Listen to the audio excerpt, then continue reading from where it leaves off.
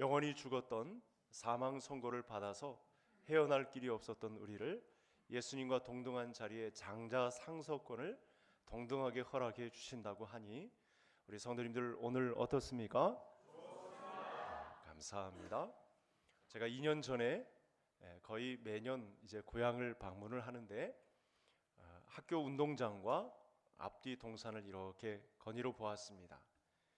특별히 학교 운동장을 보았을 때 우리 성도님들도 느끼시는 거겠지만 왜 이렇게 작은 마당 같은지, 옛날에는 한 바퀴만 돌아도 숨이 헐떡거리고 숨이 찼는데 왜 그렇게 작게 보이는지, 앞뒤 동산도 한다름에 그냥 올라갈 정도로 저렇게 산이 그때 왜 그렇게 높았는지, 그리고 지금은 왜 이렇게 작게 보이는지 그런 생각을 가졌었는데, 그만큼 제가 컸다는 것이죠. 장성했다는 것이죠. 눈도 커지고, 그리고 예전에 작게만 보았던 어린아이의 심정에서 이제는 장성한 어른의 분량으로 이런 만물을 보게 된 뜻에서 그렇게 본 것입니다. 오늘 성도님들 입장에서도 믿음의 장성한 그리스도의 분량이 있어서 인생이라는 이 마당이 그렇게 고난이 아니고 하나님과 함께하면 너끈히 이길 수 있고 또 충분히 믿음으로 승리할 수 있다는 비밀을 간직하고 돌아가는 이 시간 되기를 간절히 소원합니다. 지난 시간 바울은 예루살렘을 방문했었습니다. 바쁜 이방인 선교 와중에서도 예루살렘을 방문한 것은 오해를 되찾기 위해서 갔었습니다. 바울이 이방인 선교를 중심으로 개척한 교회에 있었던 복음과 또 유대인 중심으로 펼쳐지는 예루살렘 교회 베드로 사도의 복음이 다르지 않다는 것을 확인하기 위해서 갔었습니다. 중간에 이 거짓 형제들이 가만히 들어와서 많은 성도들의 마음을 미혹해하는 그런 일들이 있었습니다. 예수님 한 분이면 충분한데 예수님 이외에 유대인 의식법 규정들을 더해야 된다라고 하는, 바울이 선교하는 교회에는 이 유대인 의식법 없이 이상한 복음을 전한다고 하는 그런 소문을 불식시키기 위해서 지난 시간에 예루살렘에 다녀왔던 것을 알 수 있습니다. 오늘 말씀은 지난 시간과 좀 관련이 있습니다. 특별히 이 유대인 진영에서 유대인에게 복음을 전하던 베드로 사도의 진영에서 문제가 좀 발생을 했습니다. 새로운 복음이다 보니 옛 과거 유대인 의식법에, 구약의 율법에 익숙해져 있던 베드로 사도 진영에 문제가 좀 발생을 했습니다. 베드로 사도도 이제 이방인들 가운데서도 구원이 있다는 소문을 듣고 안디옥 교회를 확인하러 갔던 차에 거기서 과감하게 유대인 선교를 하는 사람이었지만 이방인들과 함께 음식을 먹다가 그만 중간에 다른 유대인들이 온다는 소문을 듣고 그 자리를 박차고 나간 일이 있었습니다. 이것은 같이 먹던 이방인들에게 상처를 주는 일이었습니다. 끝까지 복음의 비밀을 지키지 못하고 두려워하는 마음에 그만 그 자리를 떠난 일이 있었습니다. 그것이 지금 우리가 11절에서 보고 있는 말씀이 되겠습니다. 그래서 정말 분위기가 싸하게 연출된 모습을 볼 수 있습니다. 이방인 선교를 중심에서 감당하고 있는 바울에게 베드로 사도가, 기독교계를 대표하는 지도자인 베드로 사도가 책망을 받고 있는 그런 장면이 연출이 되었습니다. 여러분, 우리는 잘 이해가 안 되지만 당시 유대인들에게 이방인들과 함께 음식을 먹는다는 것은 좀 문제가 되었습니다. 예수님께서 이미 마태복음 7장에서부터 가르침을 통해서 이방인 선교도 내 뜻 안에 있다, 하나님의 나라는 이방인들과 함께 가는 것이다 라는 말씀을 주셨음에도 불구하고 이방인 선교를 중심으로 하던 베드로 사도에게는 이 문제가 컸던 모양입니다. 이 때를 벗기가 그렇게 힘들었던 모양입니다.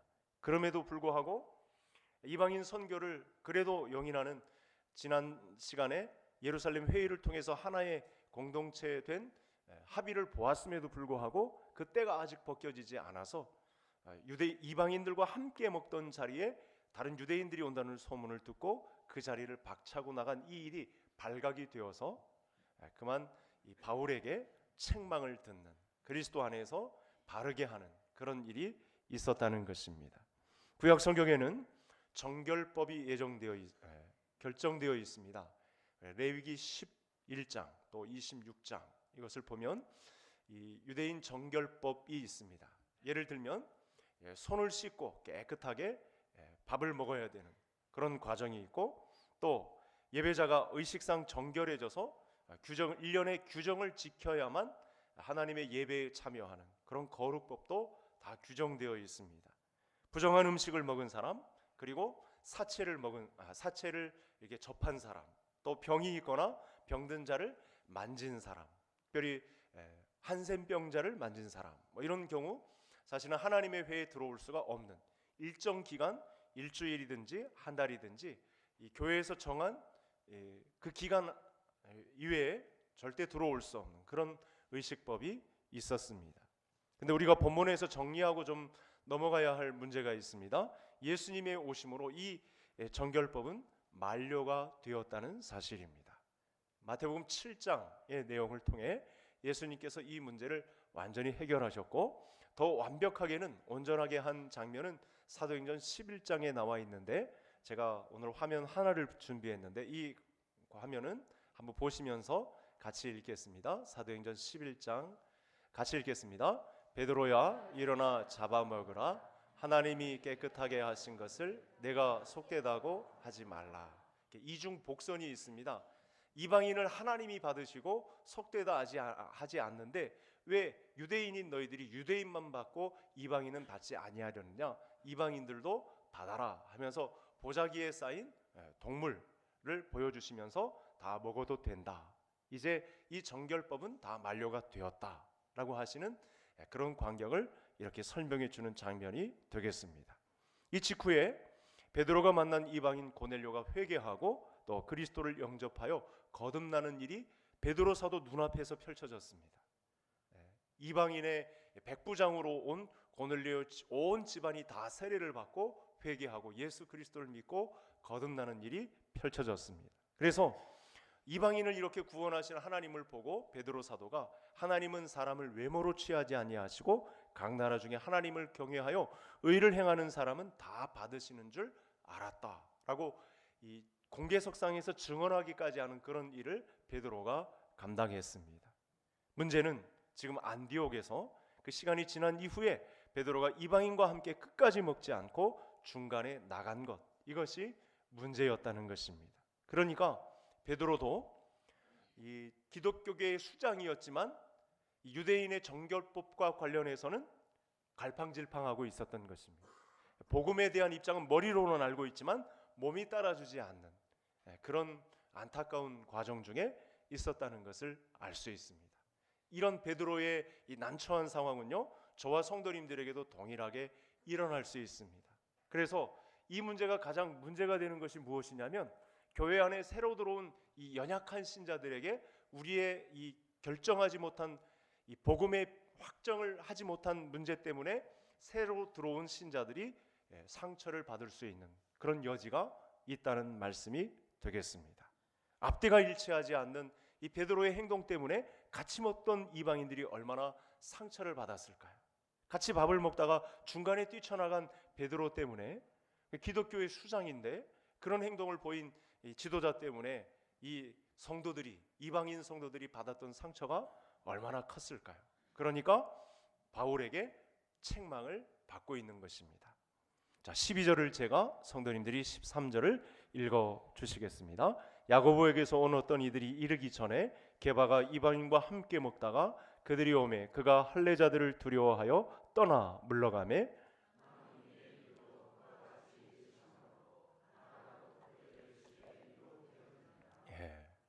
여러분, 이 행동이 왜 문제가 되었냐면 두려움 때문입니다. 어떤 두려움이냐면 괜한 두려움인데, 무엇인가 구원을 얻기 위해서는 예수 그리스도를 믿는 것 이외에 행위를 더해야 된다. 우리의 열심이 하나님께 더 상달되어야 한다라는 이런 그런 심리, 그런 두려움이 있었다는 것입니다. 이 기간에 바나바도 함께, 참 애석한 것은 바울을 도왔던 바나바도 함께 이 일에 미혹이 되었다. 그러니까 많은 성도들 가운데, 당시 유대인 성도들 가운데 예수 그리스도를 믿는 것 이외에 더한 행위가 있어야 되겠다라고 하는 의식들이 있었다는 것이죠.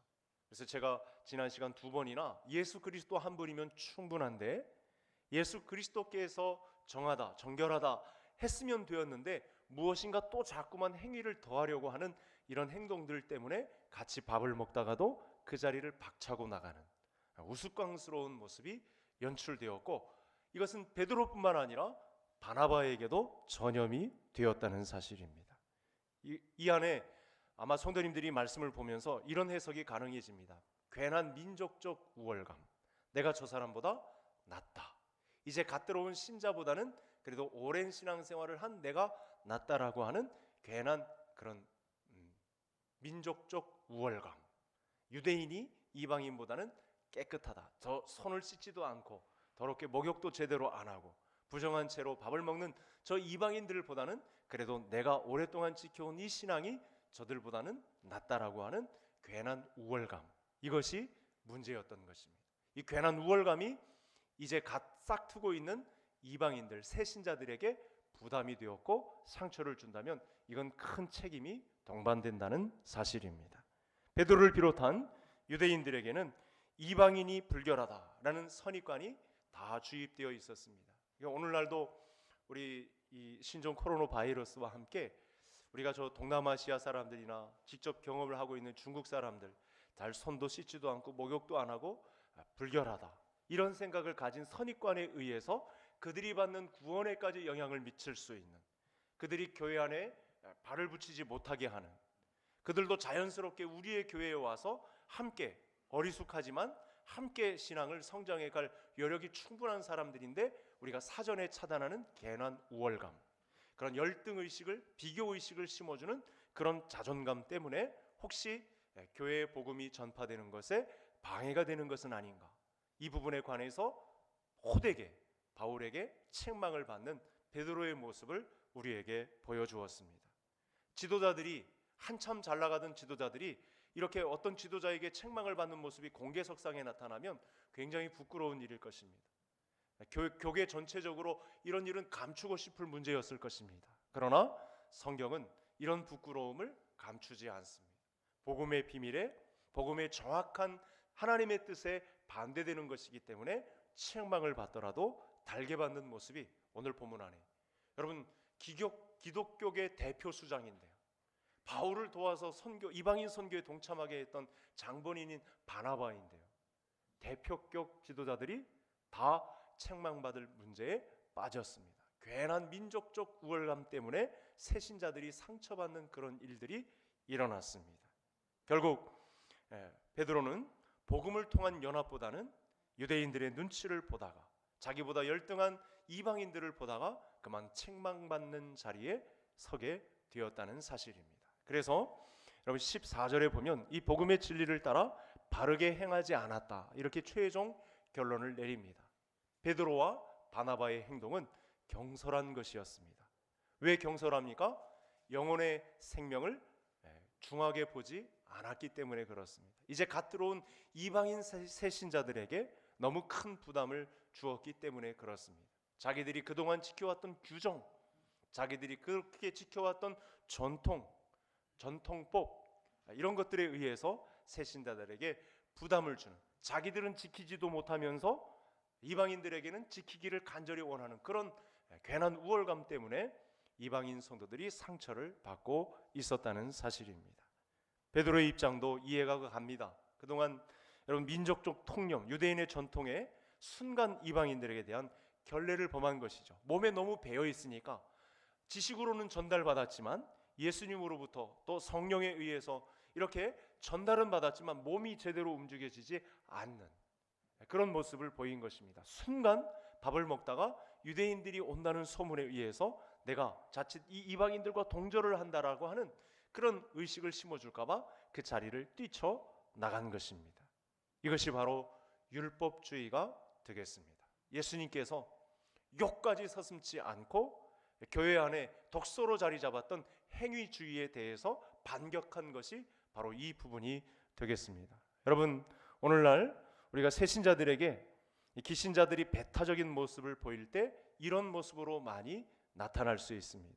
교회 회원이 되려면 그리스도 이외에 더 필요한 우리 교회의 의식법, 우리 교회의 규정법 이런 것들이 있으니 이것을 다 지키고 들어오십시오. 사실은 이런 규정을 자기 자신조차도 잘 지키지 못하면서 무리한 요구를 새신자들에게 요구할 수 있다는 것입니다. 이런 율법주의는 믿음으로 의롭다 하는 하나님의 복음에 정반대되는 것입니다. 그래서 여러분 우리는 오늘날 이 율법주의에서 파생된 파벌의식 등을 고쳐야 합니다. 우리끼리만의 성을 구축하고 새신자들이 우리 교회에 들어오지 못하게 하는 괜한 규정, 괜한 의식법 이런 것들로 그리스도의 구원, 그를 위해서도 하나님께서 피를 흘리신 보혈의 값을 깎아내리는 그런 행동들은 우리 안에서 없어져야 한다는 것입니다. 복음의 핵심과 사람을 살리고자 하는 이 말씀과 무관하게 교회 내의 규정과 지나친 소신을 가지고 접근하다 보면 새로운 신자들을 놓칠 수 있습니다. 그 사람에게서도 비전을 가지고 하나님 나라를 보고자 하는 하나님의 열정을 우리가 깎아내리는 우스꽝스러운 모습을 보일 수 있다는 것입니다. 또 계급이나 인종이나 사회적 지위로 인해서 차별하는 그런 세상적인 태도가 교회 안에서까지 자리 잡는 그런 모습이 있을 수 있습니다. 여러분, 정치적인 성향이 극과 극인 성도들은 서로의 존재가 불쾌할 수 있습니다. 이것도 규정 안에 자리 잡는 문제가 될 수 있죠. 나는 이 교회를 오랫동안 지켜오면서 나의 정치적인 성향은 이것이니 당신도 우리 교회에 왔을 때는 이런 성향, 우리의 지역 성향 이런 것들을 따르십시오. 괜한 요구를 해서 새 신자들에게 불쾌감을 줄 수 있습니다. 나의 재능이 당신보다는 더 뛰어난데 평범한 사람들이 나보다 앞장서서 주의를 하는 것을 보면 시기할 수 있습니다. 문제를 삼을 수 있습니다. 못마땅해 할 수 있습니다. 사교성이 좋은 성도가 왔는데 나는 관계에 집중하지 못해서 다른 사람들이 나보다 앞장서는 것을 보면 이것도 못마땅해 보일 수 있다는 것입니다. 이런 모든 행동들은 복음에 합당하지 못한 삶이고 거의 율법주의에서 나온 것들이다. 여러분, 베드로 사도도 유대인인지라 복음을 받아들이고도 아직 율법주의에 이렇게 익숙해져 있는 그런 모습으로 이방인들에게 상처를 주고 있는, 바나바조차도 똑같이 베드로와 같이 상처를 새신자들에게 주고 있는 그런 모습이 나타났습니다. 그래서 오늘 본문에 나타난 베드로의 실수는 행동을 통한 의가 되겠습니다. 이것은 베드로에게 깊이 뿌리 박힌 민족주의의 한 형태입니다. 어떻게 해서든 자기 자신을 남보다 더 낫게 여기거나 여러분 의롭게 여기고 싶은 그런 행동에서 나온 것이 되겠습니다. 우리 교회 안에 가깝게 해석을 좀 한다면 우리 안에도 파벌주의가 형성될 수 있습니다. 오래된 신자들끼리만 뭉쳐서 새로 오는 신자들은 절대 이 안에 들어오지 못하게 하는 그런 못된 습성이 자리 잡을 수 있습니다. 이런 행동이 왜 나쁜 것이고 책망받아야 할 것일까요? 우리가 하나님의 은혜로 구원받았다는 사실을 망각하는 처사이고 연약한 인간을 위해 은혜로 인한 구원에 초점을 맞추지 못한 행위가 되기 때문에 그렇습니다. 여러분, 베드로는 아직까지도 행동 속에서 유대인이라고 하는 인종적 우월감에서 헤어나오지 못하고 있었습니다. 여러분, 같이 방금 전까지만 해도 식사를 하고 있었던 이 이방인의 이 마음은 어떻게 추스리겠습니까? 유대인들이 온다고 그 자리를 박차나가는 이런 우스꽝스러운 모습 어떻게 추스리겠습니까? 우리가 개성교회 공동체 일원으로 모였다면 우리 교회에 들어오는 어떤 한 사람에 대해서 그가 얼마나 그리스도께 사랑받고 그를 위해서 예수 그리스도가 피를 흘렸다는 존재에 대해서 우리 성도님들이 귀히 여길 필요가 있습니다. 우리 안에 규정된 잠재적으로 형성된 파벌의식, 우리끼리의 의식, 이것 때문에 그리스도인 한 신자가 우리 교회에 들어오기를 그렇게 힘들어한다면 여기에 우리의 책임이 동등하게 배어 있는 것입니다. 우리가 신앙생활을 하면서 여러분 서로를 대할 때 복음에 근거해서 관계를 맺지 못할 때가 너무나 많다는 것이죠. 그리스도인이라면 최소한 이렇게 해야 되지 않느냐? 내 기준은 최소한 이런데 너는 왜 그 모양이냐? 나는 헌신되어 있는데 너는 아직 함량미달이구나. 아직 감이 안 되는구나. 자기도 의식법에 비하면 반칙하는 것이 너무나 많은데 남이 반칙하는 것은 절대로 눈뜨고 볼 수 없는 그런 모습을 실제로 말로 꺼내고 있는 우리의 모습이 있을 수 있다는 것입니다. 여러분, 이런 사상이 우리 교회가 주장하는 복음적 교회, 성경적 교회를 지칭하는 문제와는 전혀 다르다는 것을 우리 성도님들이 인식할 수 있어야 합니다. 여러분, 제가 아는 목사님 중에 이 청소년 사역을 과거에 아주 잘했던 목사님인데 그분이 들려준 이야기입니다. 이제 큰 교회 부임을 받았는데 첫 시간에 이제 9시에 중등부 예배가 있었는데 내가 이 학생들을 다 잡기 위해서 다음 주에 9시 넘어서 들어오는 애들은 내가 문을 닫고 절대로 들어오지 못하게 하겠다. 그런데 그 다음 주에 그 목사님이 들어가지 못했습니다. 신혼이었거든요. 여러분, 16절 말씀 우리 다 같이 함께 합독하시겠습니다.